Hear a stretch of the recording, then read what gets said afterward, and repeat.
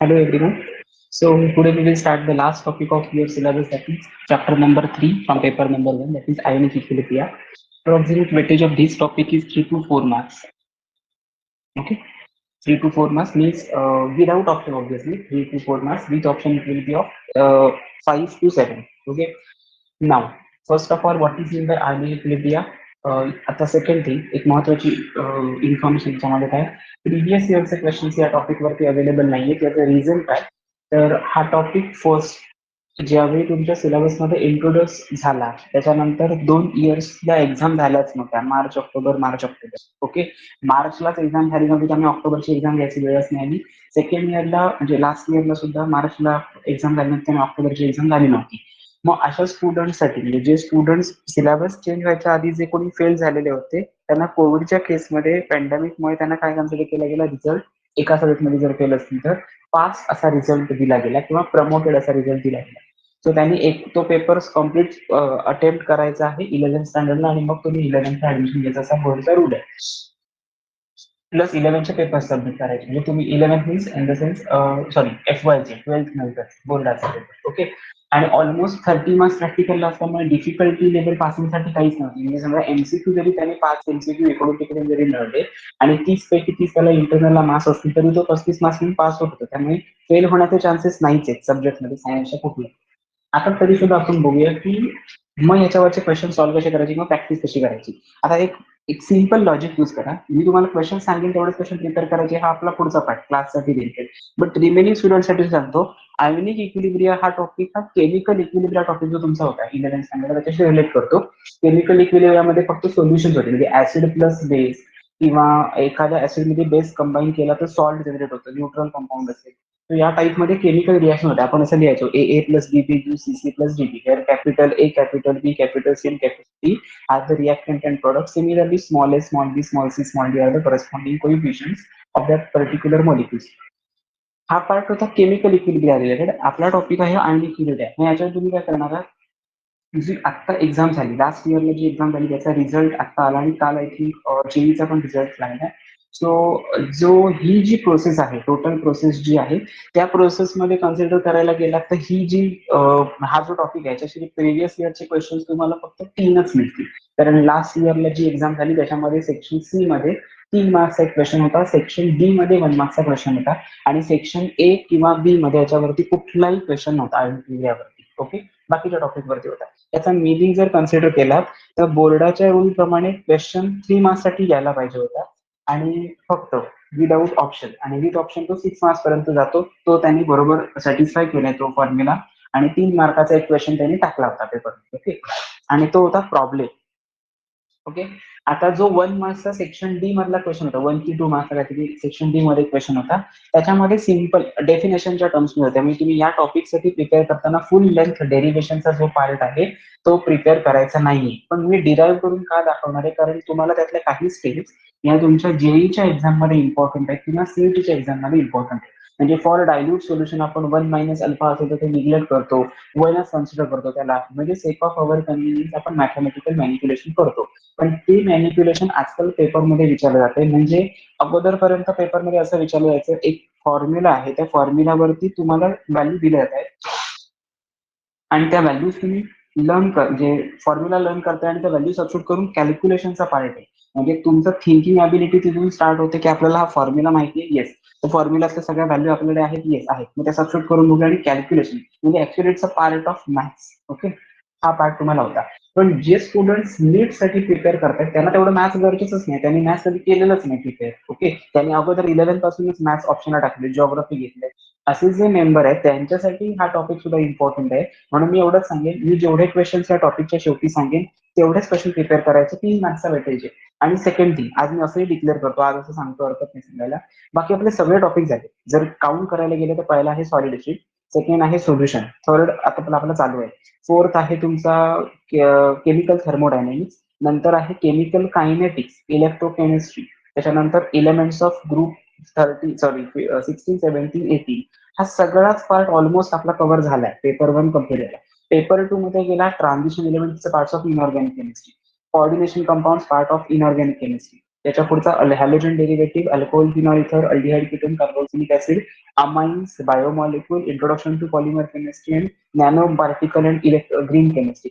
हा सगळा पार्ट आपला कव्हर झालाय. ज्या मेंबर्स असं सगळ्या टॉपिकचं प्रिपरेशन झालंय किंवा नोट्स आपल्याला अवेलेबल आहे त्यांनी हा टॉपिक जेवढे मी शेवटी क्वेश्चन सांगेन ना तेवढंच केलं तरी चालेल. पण ज्यांचं असं आहे की मी पेपर वन केलाय पण सगळा झाला नाही, सॉलिड शीट केलाय पण सगळा कम्प्लीट केला नाही, सोल्युशन टॉपिक केलाय पण त्यातलं अजून परत डेरिव्हेशन बघायला पाहिजे, प्रॉब्लेम दिलेले आहे ते सॉल्व्ह केले पाहिजे, त्याची व्हिडिओ परत बघायला पाहिजे, त्यांनी ते ऑप्शन टाकायचं नाही. जे क्वेश्चन्स आहेत सगळे घेतले जसं तसं तसं लेक्चर अटेंड करायची, सगळीच्या सगळी सगळ्या नोट्स वाचायच्या आणि त्यातून तुम्हाला जे इझी वाटतंय ते.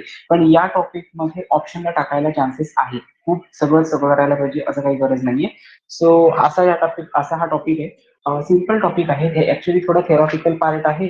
अगेन थोडा ऍसिड बेसिस कन्सेप्ट आहे जे आपण 9th स्टँडर्डला आय थिंक शिकलो होतो. बेसिक फक्त ऍसिड अँड बेस बघितलेला. त्याच्यामध्ये अरेनियस थेरी एक बघितली होती 9th स्टँडर्डला. बाकी पुढचा पार्ट जो आहे म्हणजे लॉरी ब्रॉन्स्टेड कन्सेप्ट म्हणजे काय, युझर नॉलेज कन्सेप्ट म्हणजे काय, किंवा Lewis acid base concept, Lewis acid base concept म्हणजे काय, एक्झॅक्टली काय अरेनियस आपल्याला माहिती आहे. सो तो पार्ट आपल्याला या स्टँडर्ड मध्ये बघायचा आहे. म्हणजे फक्त ऍसिड्स अँड बेसिस, त्याची एक्झाम्पल आणि त्याची क्लासिफिकेशन तुम्हाला करता आलं पाहिजे. Second thing auto ionisation, pH scale आणि सोल्युबिलिटी प्रोडक्ट आणि हायड्रोलिसिस याच्या डेफिनेशन्स आहेत. युजेस इन ऍप्लिकेशन खूप इम्पॉर्टंट आहेत. कारण हा टॉपिक ऑप्शन टाकणार आहे मोस्ट ऑफ दिस. जसं मी तुम्हाला सांगतोय तसे बाकीचे टीचर पण त्या स्टुडंटना सांगत असणार. एक्झामिनरची टेंडन्सी अशी असते की ते विचारत घ्यायचा विचार करतात. तुम्ही ऑप्शनला टाकणार ना तो क्वेश्चन तसं ते ऑप्शन टाकणार ना, मग ते सेक्शन सी नाही टाकतील ते. आणि अशा वेळी सेक्शन सी ला याला जर प्रॉब्लेम आला तर नीटच्या विद्यार्थ्यांचा प्रॉब्लेम होऊ नये म्हणून मी सांगतो की असे स्टुडंट्स ज्यांनी कम्प्लीट स्टडी बाकीचा केलेला नाहीये त्यांनी हा टॉपिक कम्प्लीट करायचा. पण ज्यांना हा टॉपिक ऑप्शनला टाकायचा आहे त्यांनी मी सांगितलेले सगळ्यात शेवटचे क्वेश्चन फक्त करायचे टॉपिक मधले, बाकीचं नाही केलं तरी. ओके ठीक आहे, स्टार्ट करूया. कारण तसंही तुमच्या जेई आणि सुद्धा कंबाईन जो पार्ट आहे तो केमिकल प्लस आयन इक्विलिब्रियम येतो. त्यामुळे तुम्ही त्याच्यात पण काही प्रॉब्लेम येणार नाही. केमिकल इक्विलिब्रियमचे क्वेश्चन अटेंड करू शकता आणि आयन इक्विलिब्रियम स्किप करू शकता, म्हणजे निगेटिव्ह मध्ये जाऊ नये म्हणून. ओके ठीक आहे, स्टार्ट करूया. What is mean bye ionic equilibrium? Equilibrium is what? Equilibrium. So it is the equilibrium between, in case of diluted solution, ions as well as the unionized molecule. म्हणजे समजा मी एक बीकर मध्ये water घेतलंय. Okay, याच्यामध्ये मी water घेतलेलं आहे आणि याच्यामध्ये मी एक कंपोनंट ऍड करतोय. तो कंपाऊंड आहे HCl मॉलिक्युल आहे. वॉटरमध्ये मी HCl ऍड केलं म्हणजे डायल्यूट HCl जनरेट झालं. पण आता त्या वॉटरमध्ये कुठले कुठले आयन्स आहेत बघा. वॉटरमध्ये असणार H प्लस, दुसरं असणार आहे OH मायनस, ऍडिशन केले H प्लस ची आणि Cl मायनस ची. म्हणजे हे दोन्ही कम्प्लिटली डिसोसिएट जर होत असतील तर त्याला तुम्ही काय कन्सिडर करता? Dissociation consider. आणि समजा आता हे सगळं मॉलिक्युल एवढे आहेतच, ह्याच्यामध्ये मी अजून म्हणजे तुमच्यातला एखादा कोणती पार्टनर असेल तुम्ही लॅबमध्ये परफॉर्म करताय आणि ते बीकर ठेवून गेलात तुम्ही काहीतरी नोटबुक वगैरे आणायला.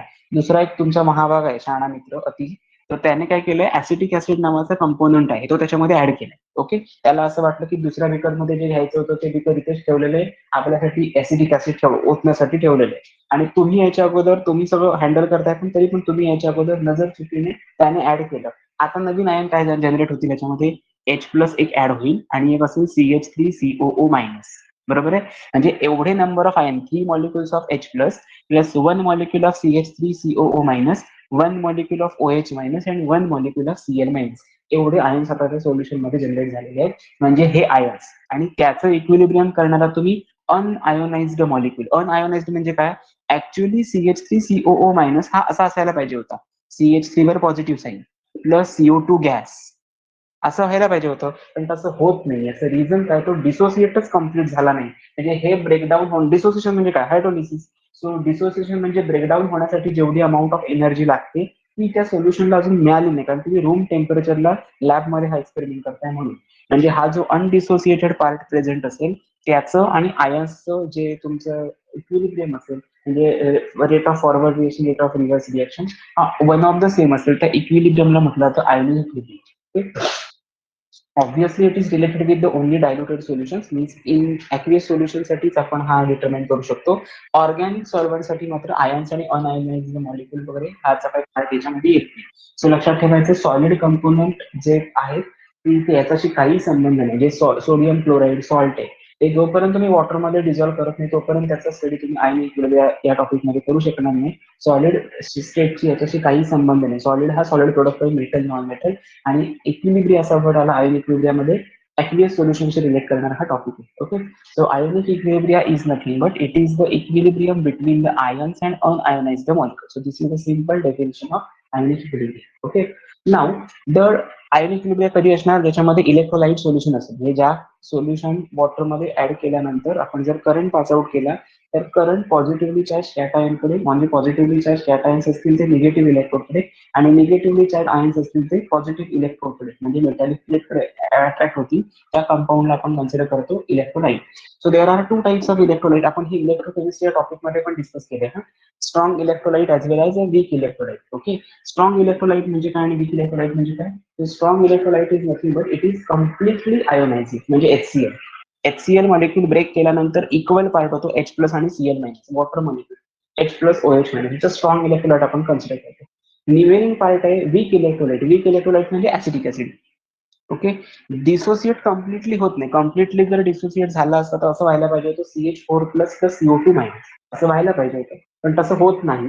याचा अर्थ काय? Dissociates into smaller extent but large parties remains undissociated in the solvent. So that's why it is considered as a weak electrolyte. मी फरक सांगतोय परत एकदा. स्ट्रॉंग इलेक्ट्रोलाइट असतो तो कम्प्लिटली डिसोसिएट होतो. वीक इलेक्ट्रोलाइटचा अनदर एक्झाम्पल घेऊया, NH4OH. ओके, NH4OH डिसोसिएशन केला तर NH4 plus plus OH minus असा मॉलिक्युल आहे.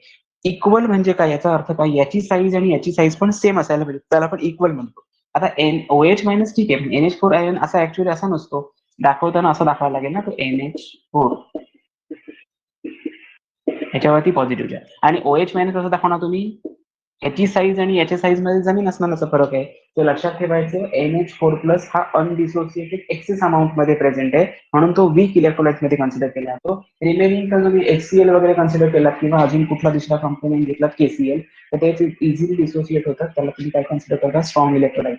म्हणजे ऍक्वियस सोल्युशन मध्ये कुठलाही सॉल्ट असू देत किंवा एखादा ऍसिड असू दे, जर कम्प्लिटली डिसोसिएट होत असेल तर त्याला स्ट्रॉंग इलेक्ट्रोलाइट म्हणायचं.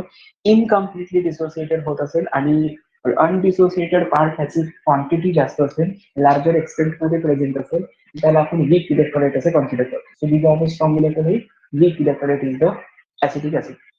याचे एक्झाम्पल दिले बघा. Strong acids and strong bases are the examples of strong electrolyte. Weak acids and weak bases are example of weak electrolyte. So this is a simple part of your introduction of ionic equilibrium topic. Now one more concept is there, that is degree of dissociation. आपण असं म्हणतो water मध्ये हे सगळं आपण dissolve केलं, बरोबर ना? मग वॉटर मध्ये HCl ऍड करायची मला बुद्धी कशी काय सुचली, याचं रिझन काय? तर वॉटर मध्ये HCl काहीतरी डिसोसिएट होणार हे मला माहिती होतं, कारण त्याच्यामध्ये सेम आयन आहे. त्याला आपण कॉमन आयन इफेक्ट असे कन्सिडर करतो. सो त्याच्यामध्ये सेम आयन आहे म्हणून आपण कन्सिडर करतो. काही ऑर्गॅनिक कंपाऊंड मध्ये, म्हणजे आपण हायड्रोकार्बन नावाचा टॉपिक 11th स्टँडर्ड डिस्कस केला होता. त्या टॉपिक मध्ये आपण असं म्हणायचो, alkane, alkene, alkynes are non polar in nature. That's why they are insoluble in water but soluble in the less polar organic solvent, असं एक स्टेटमेंट होतं फिजिकल प्रॉपर्टीज मध्ये. तर त्याचा मिनिंग एक्झॅक्टली काय असेल?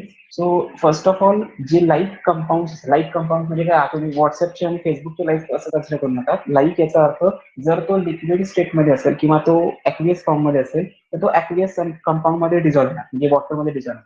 पण समजा एखादा compound, benzene is a organic compound, बेन्झिनला तुम्ही वॉटरमध्ये ऍड केलात आणि मिक्स केलात किंवा क्लोरोफॉर्मला वॉटरमध्ये ऍड केलं आणि मिक्स केलात, तर तुम्हाला दोन सेपरेट कलरलेस लिक्विड्स दिसतात. त्या कलरलेस का म्हणतोय मी? कारण त्याच्यामध्ये बाउंड्री सरफेस दिसतो, दोन्ही लिक्विडचा लेअर सेपरेट आहे समजतं. तरी पण तुम्ही अजून मिक्स करायला गेला, तुम्ही शेक केला आणि परत थोड्या वेळासाठी कॉन्स्टंट स्पीडला ठेवतात, तर त्याचे दोन सेपरेट लेअर कलरलेस दिसतात. तसं ऑइलचं पण दिसतं, पण ऑइलमध्ये येलो कलर ऑब्झर्व होतो तुम्हाला, कारण तो ऑर्गॅनिक कंपाऊंड आहे आणि ती सॅच्युरेटेड फॅट्स मध्ये येतात. ओके, एवढंच लक्षात ठेवायचं. डिसोसिएशन म्हणजे काय? वॉटरमध्ये हायड्रोजन बॉन्डिंग फॉर्म करण्याची त्यांची जर टेंडन्सी असेल तो डिसोसिएट होतो molecule. But some compounds, they are unable to form hydrogen bond with the water molecule and they are insoluble in water. That compounds are called as a non-polar organic solvent. So त्याच्याशी relate करणारे concept आहे त्याची degree of dissociation. आता जर हा part समजला असेल तर याचा पुढचा पार्ट पाहिजे. डिग्री ऑफ डिसोसिएशन म्हणजे काय? किती एक्सटेंट पर्यंत तुम्ही एखादा कंपाऊंड किंवा एखादा सोल्यूट डिझॉल्व्ह करू शकता सॉल्व्हंट. याचं बेस्ट एक्झाम्पल सांगायचं झालं तर आपण सॅच्युरेटेड, सुपर सॅच्युरेटेड आणि अनसॅच्युरेटेड सोल्युशन, असं सोल्युशन या टॉपिकमध्ये पॉईंट्स बघितलेत बघा. सॅच्युरेटेड सोल्युशन म्हणजे काय? amount of solute when dissolved in the given amount of solvent, then it is considered as a saturated solution. Okay. Super saturated म्हणजे काय? Saturated solution already तयार झाल्यानंतर परत तुम्ही अजून सॉल्यूट ऍड करताय, पण सॉल्व्हंटची क्वांटिटी तेवढीच ठेवताय, त्याला सुपर सॅच्युरेटेड म्हणतात. आणि अनसॅच्युरेटेड म्हणजे काय? गिव्हन अमाऊंट ऑफ सॉल्व्हंट मध्ये जो सोल्यूट दिलेला होता तो डिझॉल्व्ह पण झाला, सोल्युशनचा कलर चेंज पण झाला, आणि काही वेळा कलरलेस कंपाऊंड पण डिझॉल्व्ह होतात, मग त्याला आपण अनसॅच्युरेटेड सोल्युशन म्हणतो. म्हणजेच काय, डिग्री ऑफ डिसोसिएशन हे प्रत्येक ठिकाणी डिफरंट मॅटर करतं किंवा डिफर करतं on the basis of amount of solute present in it. आता ती अमाऊंट आयोनिक इक्विलिब्रियम या टॉपिक मध्ये आपण कशाशी फॉर्म मध्ये रिलेट करणार आहोत, that is number of moles. So degree of dissociation, it may be represented by the symbol alpha. It is the ratio of number of moles dissociated in the aqueous solution divided by total number of moles present in the aqueous solution. Repeat करतो मी काय सांगितलं ते. Degree of dissociation alpha is defined as it is the ratio of number of moles dissociated in the solvent or solution with respect to total number of moles present in the solvent. Okay. Number of moles dissociated म्हणजे काय? HCl चे फक्त मी टाकलेले 20 molecules टाकले, त्यातले 5च number of moles HCl चे dissociate जर होत असतील पण क्वांटिटी कमी आहे सॉल्व्हंट, तर रिमेनिंग 15 जे असणार ते अनडिसोसिएटेड असणार. हे तुम्ही असं लिहिणार, number of moles dissociated 5 divided by 5 plus 15. कसे काय 5 प्लस 15? कारण मग मी सांगितलेलं 20 मोल्स आहेत, बरोबर. त्यातले डिझॉल्व्ह झालेले आहेत 5 आणि अनडिसोसिएटेड किती आहेत? अनडिझॉल्व्ह झालेले 15. म्हणजे मोल फ्रॅक्शन साठी जसं तुम्ही कॅल्क्युलेशन करता तसंच करायचंय. पण समजा तुम्हाला डिग्री ऑफ डिसोसिएशन अल्फा हे पर्सेंटेजच्या फॉर्मॅटमध्ये रिप्रेझेंट करायचं असेल, तर ह्याला फक्त मल्टिप्लाय करायचं 100. या आन्सरला जे काही आन्सर रेशो घेऊन येईल, समजा आन्सर आलं 8 आला आन्सर. ओके, 8 आन्सर आला, ह्याचा रेशो घेतला तर तुम्ही त्याला 100 ने मल्टिप्लाय करणार, म्हणजे percentage of degree of dissociation is 800%. Okay, 100 ने मल्टिप्लाय करणार. समजा याचा आन्सर आला असेल 0.5. ओके, त्याला तुम्ही 100 ने मल्टिप्लाय करणार. 0.5चं पहिल्यांदा 10 ने मल्टिप्लाय केलं तर 5 येईल. 5चं कन्व्हर्जन अजून 10 ने मल्टिप्लाय केलं तर 50 मिळेल. तुमचा डिग्री ऑफ डिसोसिएशन पर्सेंटेज येईल 50%. ओके, सो लाईकवाईज हे तुम्हाला टर्मिनॉलॉजी इम्पॉर्टंट आहे, माहिती असायला पाहिजे. Just take a screenshot. मी परत रिपीट करतो काय काय सांगितलं आणि त्यानंतर लिंक घेतलं की चालेल. पहिल्यांदा मी असं म्हटलं, ionic equilibrium is defined as it is the equilibrium between the ions and undissociated molecule in aqueous solution. Types of electrolyte. There are two types of electrolyte: strong electrolyte and weak electrolyte. Strong electrolytes are ionizing completely in the aqueous solution. Weak electrolyte dissociates incompletely to form undissociated part in it, so it is considered as a weak electrolyte. Ionize strong electrolyte definition example सांगितले, strong acid, strong bases, weak acid, weak bases and its respective salts. Next आहे degree of dissociation. So degree of dissociation alpha can be defined as it is the ratio of number of moles dissociated in the solution divided by total number of moles present in the solution. So it is considered as a degree of dissociation and it may be expressed in terms of a percentage by multiplying a constant factor that is 100. Okay. Degree of dissociation alpha percentage मध्ये express करताना या रेशोला 100 ने multiply करायचा. तो लक्षात ठेवायचा, this is considered degree of dissociation and introductory part of your ionic equilibrium. Okay, next part of your syllabus is the acids and bases on the basis of various concepts or scientist names. बघूया काय काय acid base concept आहेत, पण त्याच्या आधी याचा screenshot घेऊन घेतो.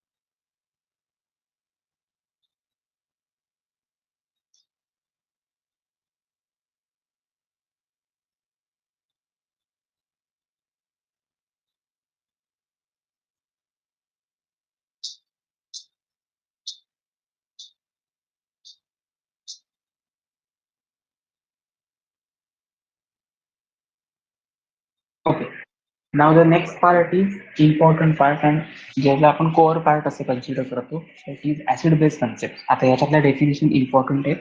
एक्झाम पॉईंट ऑफ व्ह्यू एकतरी डेफिनेशन पेपर मध्ये विचारली जाते. ओल्ड पेपरमध्ये याला 7 मार्क्सचं वेटेज होतं. ओल्ड पेपर म्हणजे तुमचा सिलेबस चेंज, हे टेक्स्टबुक यायच्या अगोदरचा जो सिलेबस होता त्याच्यामध्ये याला 7 मार्क्सचं वेटेज होतं आणि इक्वल वेटेज होतं. म्हणजे आयोनिक इक्विलिब्रिया आणि केमिकल इक्विलिब्रिया हे दोन्ही टॉपिक पेपर 1 मध्ये 12वीच्या पेपरमध्ये होते.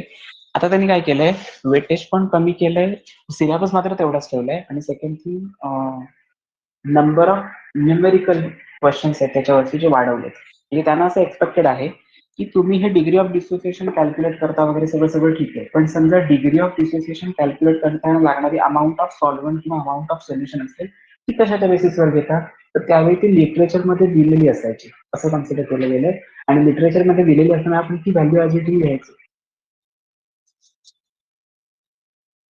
आता मात्र तुम्हाला ती क्वांटिटी स्वतः डिटरमाइन करायची.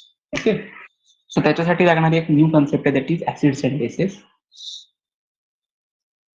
ऍसिड्स अँड बेसिस त्यातली फर्स्ट कन्सेप्ट आहे Arrhenius concept. Arrhenius is a name of a scientist आणि त्याने असं सांगितलं ऍसिड आणि बेस, ऍसिड्स अँड बेसिस हे अरेनियसच्या लँग्वेजमध्ये तुम्हाला सांगायचे. म्हणजे according to Arrhenius concept what is mean by acid and what is mean by base, हे तुम्हाला डेफिनेशन इम्पॉर्टंट आहे पेपरमध्ये. सो ऍसिड, अरेनियसने काय सांगितलं, acid is a substance, it is a substance which contains H plus ions, and it can easily donate. बघा मी काय म्हणतो, acid is a substance which contain H plus ion and when it dissolved in the water it gives rise to H plus ion to other substance. Okay, त्या सबस्टन्सला आपण काय consider करतो, acid. म्हणजे acid हा असा एक सबस्टन्स असायला पाहिजे की ज्याच्यामध्ये एच प्लस आयन आधी प्रेझेंट असायला पाहिजे आणि ज्यावेळी तो डिसोसिएट होईल वॉटर बरोबर किंवा एखाद्या ऍक्टिव्ह सोल्युशन मध्ये त्यावेळी त्यातले जे एच प्लस आयन जे अवेलेबल आहे तसं आपण कन्सिडर करतोय ते त्याने डोनेट पण केले पाहिजे दुसऱ्या मॉलिक्युलला, अदर सबस्टन्सला, त्याला आपण कन्सिडर करतो ऍसिड. ओके, आता हे जर समजा ऍसिडची डेफिनेशन असेल तर बेसची डेफिनेशन काय असणार, it is a substance, same part, which contain OH minus ion. बघा मी काय सांगतोय, which contain OH minus ions and it gives rise to OH minus ions to other substance is called as a base. समजते मी काय सांगितलं ते, acid हा असा सबस्टन्स असेल की ज्याच्यामध्ये H plus ions already present असायला पाहिजे आणि एच प्लस आयन जर प्रेझेंट असतील तर डिसोसिएट केल्यानंतर तो सबस्टन्स जो आहे तो डिसोसिएट केला वॉटरमध्ये तर त्याच्यातले जे एच प्लस आयन्स आहेत ते दुसऱ्या सबस्टन्सला त्यांनी स्वतःकडनं डोनेट पण केले पाहिजे. जर तो डोनेट करत नसेल तर त्याला पर्टिक्युलर नेम, त्याला असं कन्सिडर केलं तर अँफोटेरिक सॉल्व्हंट्स. ओके, सो किंवा जर तो डोनेट करत नसेल तर लक्षात ठेवायचा तो काय आहे, कम्प्लिटली डिसोसिएट होत नाही वॉटरमध्ये किंवा कुठल्याही ऑर्गॅनिक सॉल्व्हेंटमध्ये. Similarly for base, base is a substance which can contain OH minus ion and it gives rise to OH minus ion to the other substance is called as a base. Okay, this is your first part or acid base concept मध्ये पहिली concept झाली Arrhenius concept. Next concept is Lorry Bronsted concept. Okay, आता हे सगळेच्या सगळे जी नावं पण घेता येत नाहीत हे सगळे सायंटिस्ट आहेत. ओके, लॉरी ब्रॉन्स्टेड कन्सेप्टने काय सांगितलं, इथे LO आहे, LOWRY. Okay, Lowry Bronsted concept, हे लॉरी आणि ब्रॉन्स्टेड हे दोन्ही सायंटिस्टचे नेम्स आहेत. त्यांनी काय सांगितलं ऍसिडची definition, acid is that a substance which can easily donate a proton. It is a substance which can easily donate protons. Protons म्हणजे काय, एच प्लस आयन्स. ओके, हे डोनेट करू शकतो, त्याला आपण ऍसिड म्हणतो. मग बेस मध्ये काय सांगता येईल, बेस तिथे Lowry Bronsted concept, according to Lowry Bronsted concept बेसची डेफिनेशन काय होती, it is a substance, it is a substance that can accept a proton. बघा मी काय सांगितलं ते, असं नाही सांगायचं डोनेट OH मायनस अँथनी, ऑलरेडी आपली ही डेफिनेशन झाली आहे बेसची according to Arrhenius. So Lowry आणि ब्रॉन्स्टेडने काय सांगितलं, ऍक्सेप्ट प्रोटॉन. जो कुठला compound H plus ion donate करतो त्यालाच ऍसिड म्हणायचं आणि जो कुठला compound H plus ion accept करतो त्याला आपण कन्सिडर करतो basic compound. Okay, so according to Arrhenius concept and according to Lorentz concept, these are the different definitions of acids and bases. Okay, just take a screenshot, पण तुम्हाला याच्यामध्ये एक तरी कुठली तरी डेफिनेशन येण्याचे चान्सेस आहेत. मला असं वाटतं यावर्षी सेक्शन सी मध्ये अरेनियस, लॉरी ब्रॉन्स्टेड आणि याच्या पुढची एक लेविस कन्सेप्ट आहे, तो पार्ट आहे, तो आपल्याला बघायचा आहे. त्याच्यानंतर छोटस एक आयोनायझेशनची पार्ट तुम्हाला आहे, डिसोसिएशन कॉन्स्टंट कसा डिटरमाइन करायचा, weak acid and weak bases, आणि मग पुढचं ओस्टोवाल डायल्युशन लॉ हा एक डेरिव्हेशन आहे मोठं. ऍक्च्युली ओस्टोवाल डायल्युशन लॉचं डेरिव्हेशन आपण नंतरच्या लेक्चरला कंटिन्यू करूया, पण आता जेवढा पार्ट टर्मिनॉलॉजीचा आहे तो तेवढा कव्हर करूया. अप्रॉक्सिमेट आपल्याला टाइम पिरियड किती लागेल हा टॉपिक कम्प्लीट करण्यासाठी, तर मी तुम्हाला असं सांगेन नक्कीच की आज जर असं कन्सिडर करूया की मंडे, ट्युजडे, वेनसडे आणि थर्सडे असं जर विचार केला, तर आता जर 4 दिवसांचा विचार करायला गेला तर तो सफिशियंट आहे. 4 days हा सफिशियंट टाइम पिरियड आहे तुमचा टॉपिक कम्प्लीट व्हायला. कारण तुमचा जर टॉपिक कम्प्लीट हा झाला, तुमचा ऑलमोस्ट टोटल सिलेबस सगळा कम्प्लीट होतो. आणि त्याच्यासाठी याच्यावरती मात्र प्रॉब्लेम्स राहतात. ते प्रॉब्लेम्स मला तुमचे घ्यायचे. जो प्रॉब्लेम तुमच्याकडनं मी इथे कव्हर करून घेणार, त्याच फॉर्म्युलाचे क्वेश्चन जास्तीत जास्त मिळण्याचा प्रयत्न करा. एक्स्ट्रा ऍडिशन नवीन काही करू नका, कारण स्टेट बोर्डला ओरिएंटेड जेवढं एक्सपेक्टेड आहे विथ इन्क्लुडिंग सीट सांगतो मी, तर ते तुम्हाला सफिशियंट आहे. आणि त्याच्यानंतर तुमची टेस्ट सिरीज चालू होईल, त्याच्यामध्ये टॉपिक वाईज टेस्ट आणि एमसीक्यू ऑब्जेक्टिव्ह टेस्ट सुद्धा चालू असते. ओके, एमसीक्यू टेस्ट हे थोड्या सीईटी ओरिएंटेड असते, त्यामुळे शक्यतो चुकवू नका. आणि सब्जेक्ट ओरिएंटेड टेस्ट आहे हे तुमच्या स्टेट बोर्ड रिलेटेड असतील. समजा एखादा टॉपिक तुमचा नाही व्हेरीफाय झाला असं कन्सिडर करूया, सॉलिड स्टेट तुमचं सांगितलेल्या दिवशी नाही व्हेरीफाय झाला, त्याच दिवशी तुमची कुठली तरी टेस्ट वगैरे असेल, तर त्यावेळी मला इन्फॉर्म करा, ती टेस्ट नंतर दिला तरी चालेल, पण नंतर इन द सेन्स त्याच वीक मध्ये ठेवा, कारण 2 दिवसानंतर तुमचं सेकंड टॉपिक परत असणार. ओके, सो तिथे मात्र काही मिस्टेक होता कामा नये, प्रिपरेशन मात्र सायमल्टेनियसली व्हायला पाहिजे. ठीक आहे. Next concept is Lewis acid base concept.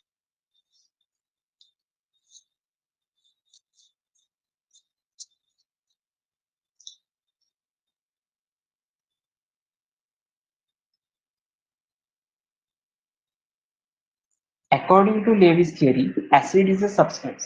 Okay, acid is that substance which can share a pair electron to the another species. मी काय सांगतोय बघा, acid is a substance or a species that can accept a shared pair of electron. It is a substance or species that can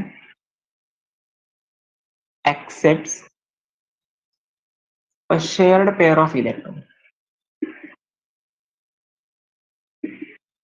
Shared pair of electron to the other species, then it is considered as a acids. Okay, basis definition त्यांनी काय सांगितले, it is a species that can donate lone pair of electrons. Okay, so it is considered as a basic compound. आता ऍसिडची definition आणि basic कंपाऊंडची definition determine करायचं तर कसं लक्षात ठेवायचं, जो कंपाऊंड बघा मी इथे H प्लस लिहितोय, त्याच्यावरती मी अमोनियाची ऍडिशन दाखवतो. अमोनियावरती लोन पेअर ऑफ इलेक्ट्रॉन्स असतात नायट्रोजन वरती. So the loan pair of electrons हा प्रोटॉन ऍक्सेप्ट करेल. ओके, म्हणजे त्यांनी काय केलं, हा अमोनिया हा असा कंपाऊंड आहे की ज्याच्यावरती लोन पेअर ऑफ इलेक्ट्रॉन्स आहेत, ते त्यांनी काय केलं, हायड्रोजन वरती आपण दिलं, त्याचा आपल्याला प्रोडक्ट असा मिळेल HNHHH आणि याच्यावरती चार्ज पॉझिटिव्ह, म्हणजे ऍक्च्युअली जो पॉझिटिव्ह चार्ज नायट्रोजन वरती असेल, लक्षात ठेवायचे. पण हे एक पार्ट झाला. सिमिलरली अजून एक कंपाऊंड घेऊया, BF3. Okay, plus lone pair of electrons of nitrogen containing element that is your base. Okay, आता ह्या बेसिक कंपाऊंड मध्ये हा काय करतो, हा जे लोन पेअर ऑफ इलेक्ट्रॉन्स येतो ह्या बोरॉनला देतो आणि एक अडप्ट जनरेट होतो दॅट इज BF3 आणि here NH3.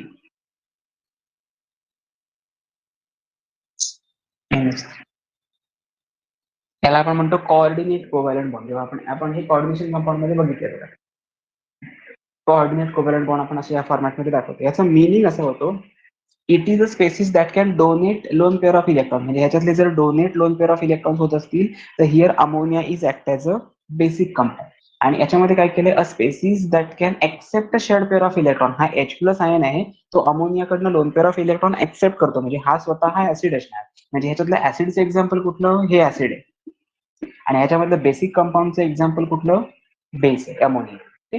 So in this way you can determine the acids in bases from the Lewis acids concept. म्हणजे सगळ्यात पहिल्यांदा आपण बघितली अरेनियस कन्सेप्ट, त्यांनी असं सांगितलं होतं, ज्याच्याकडे H प्लस आयन असतो आम्ही तो देतो दुसऱ्याला, त्याला आपण म्हणतो ऍसिड. बेस हा असा कंपाऊंड असतो की ज्याच्याकडे OH मायनस आयन असतो आणि तो OH मायनस आयन देतो दुसऱ्याला. नंतर आपण सेकंड कन्सेप्ट बघितली लॉरी अँड ब्रॉन्स्टेड कन्सेप्ट. त्याच्यामध्ये ऍसिडची डेफिनेशन अशी सांगितलेली, proton donor species, the species which can easily donate a proton. Proton म्हणजे पॉझिटिव्हली चार्ज हायड्रोजन ॲटम और हायड्रोजन आयन, त्याला आपण कॅटायन असं कन्सिडर करतो. फक्त कार्बो कॅटायन कन्सिडर का नाही करत, कारण त्याच्यामध्ये कार्बन नसतो, पॉझिटिव्ह चार्ज हायड्रोजन वरती असतो, म्हणून आपण म्हणतो proton. Okay. Similarly according to Lowry Bronsted concept, base is a substance which can accept, काय म्हणू शकतो आपण, प्रोटॉन्स. मगाशी म्हटलं डोनेट प्रोटॉन, आता म्हटलं एक्सेप्ट प्रोटॉन. आणि लेविस थेअरीमध्ये काय सांगितलं, acid is a substance which can accept a shared pair of electron from the another species. Obviously ज्याच्याकडे lone pair of electrons present असतील त्याच्याकडनंच तो लोन पेअर ऑफ इलेक्ट्रॉन स्वतःकडे घेणार ना, तरच हा बॉन्ड जनरेट होऊ शकतो, NH. ओके. आणि याच्यामध्ये पण इथे कोऑर्डिनेट कोव्हॅलेंट बॉन्ड येणार ना, असं. आणि in case of basic compound काय होणार, it is a species that can easily donate a lone pair of electrons to the electron deficient species, it is considered as a basic compound. दोन्हीमध्ये NH3 confuse नाही व्हायचं. हा NH3 बेसचं example आहे आणि इथे ऍसिडचं एक्झाम्पल H प्लस दिले. So according to this acids and bases can be define. Okay. Next part आहे एम्फोटेरिक इन नेचर. आता बघा, एम्फोटेरिकचं एकच एक्झाम्पल तुमच्या सिलेबस मध्ये आहे, त्याला आपण कन्सिडर करतो water. Okay. So the compound it can shows both the properties of acids as well as a bases. Amphoteric हा असा एक कंपाऊंड असेल की ज्याच्या प्रॉपर्टीज मध्ये बेसिक प्रॉपर्टी, बेसिक कॅरेक्टरिस्टिक सुद्धा असतील आणि ऍसिडिक कॅरेक्टरिस्टिक सुद्धा असतील, त्याला आपण कन्सिडर करतो एम्फोटेरिक कंपाऊंड. बघूया वन बाय वन तुमचे एम्फोटेरिक नेचर कसं आयडेंटिफाय करायचं आहे. ही झाली तुमच्या 3 definition. Exam point of view खूप इम्पॉर्टंट आहे म्हणून मी सांगितलं. 3 मार्कसाठी आहे, मग अशी म्हटलंय 2 मार्काला एखादा प्रॉब्लेम टाकतील आणि 1 मार्कासाठी थिअरी. आता ती 1 मार्काची थिअरी कदाचित एका पेपरमध्ये ही टाकतील डेफिनेशन, दुसऱ्या पेपरमध्ये हायड्रोलिसिसची डेफिनेशन टाकतील, तिसऱ्या पेपरमध्ये काय सोल्युबिलिटी प्रोडक्ट नावाची डेफिनेशन ती टाकतील. आपण प्रिपेअर असलं पाहिजे, कुठला पेपर आता आपल्याला लिहिता आला पाहिजे. ओके, ठीक आहे. नेक्स्ट पार्ट आहे amphoteric nature of water.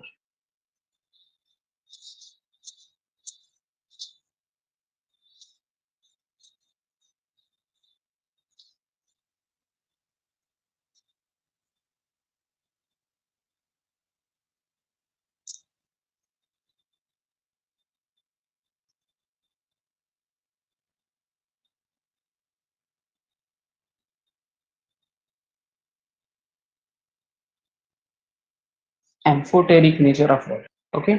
In case of amphoteric nature of water, first of all आपण काय कन्सिडर करू शकतो, आता एक सगळ्यात पहिल्यांदा ह्याचं एक्झाम्पल आहे वॉटर. वॉटर एम्फोटेरिक नेचर कुठल्या कंपाऊंड असं तुमच्या सिलेबस मध्ये आहे, वॉटर.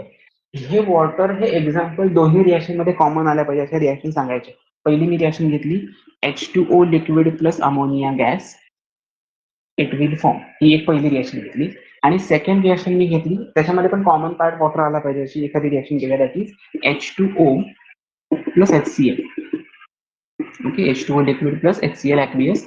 आता तुम्हाला रिएक्शन डिटरमाइन करायचे.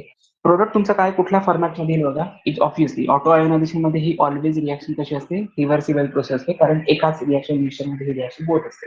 So water when reacts with ammonia gas, it will form first of all. आपल्याला हा जर ऍसिड डिटरमाइन करायचा असेल तर आपण ऍसिडची डेफिनेशन मगाशी काय सांगितली, acid is a substance which can donate H plus ion. So तुम्हाला प्रोडक्ट मिळेल OH minus plus NH4 plus. Okay, याच्यामध्ये हा ऍसिड आहे, हा बेस आहे. ओके, तो काहीतरी प्रोडक्ट आपल्याला मिळाला. नेक्स्ट रिएक्शन मध्ये मी काय सांगितलं, जो कुठला compound H plus ion donate करतो त्याला आपण ऍसिड म्हणतो. म्हणजे इथे मी असे रिएक्शन दिली, product H3O plus plus Cl minus, obviously it is in the form of aqueous. जो ऍसिडचा सबस्टन्स आपल्याला माहिती आहे, हायड्रोक्लोरिक ऍसिड असं म्हणतो, म्हणजे हा ऍसिड असायला पाहिजे याच्यामध्ये. Acid is a substance which can donate H plus ion, आणि जो H प्लस आयन एक्सेप्ट करतो तो कोण असतो, बेस असतो. आता जर दोन्ही रिएक्शन कम्पेअर केलं तर बघा, याच्यामध्ये वॉटर हा ऍसिड आहे आणि याच्यामध्ये वॉटर हा बेस आहे. म्हणजेच काय, वॉटर हा ऍसिड सुद्धा असू शकतो आणि बेस पण असू शकतो एकाच फेज मध्ये, लिक्विड स्टेट मध्ये, बरोबर ना. So water has the ability to act as an acid or act as an base with respect to another solvent with which it is react. काय सांगितलं मी, water has a unique ability to show acid as well as a base, म्हणजे स्वतःच्या properties show करण्याची त्याची tendency, त्याच्याकडे ability आहे की मी ऍसिड पण आहे मी बेस पण आहे. हे कशावरून ठरवतो, the when that water molecule reacts with it. Okay, म्हणजे काय, याच्या बरोबर जो कुठला मॉलिक्यूल असेल तो कोण मॉलिक्यूल वॉटर बरोबर कंबाईन होतं याच्यावरती डिपेंड करतं की तुमचा तो मॉलिक्यूल ऍसिड आहे, वॉटर मॉलिक्यूल हा ऍसिड आहे की बेस आहे. म्हणजे काय, ज्या मॉलिक्यूल बरोबर तो रिॲक्ट होतो त्याची टेंडन्सी जर बेसिक असेल, याची जर बेसिक असेल तर हा ऍसिड असणार, याची जर ऍसिडिक असेल तर हा बेस असणार, असा त्याचा अर्थ होतो. So according to this amphoteric nature of water आपण प्रूव्ह करू शकतो. एवढंच लिहायचं तुम्हाला, दोन रिएक्शन दाखवायचे आणि वरती खाली लिहायचं कन्क्लुजन त्याचं. Hence, according to both these two reactions, water behave as acid as well as a base. So that's why it shows amphoteric nature. Okay. इथपर्यंतचा पार्ट कम्प्लीट झाला असेल तर आपण पुढच्या पार्टकडे वळूया, की डिसोसिएशन कसं कॅल्क्युलेट करायचं असतो for weak acid and weak base.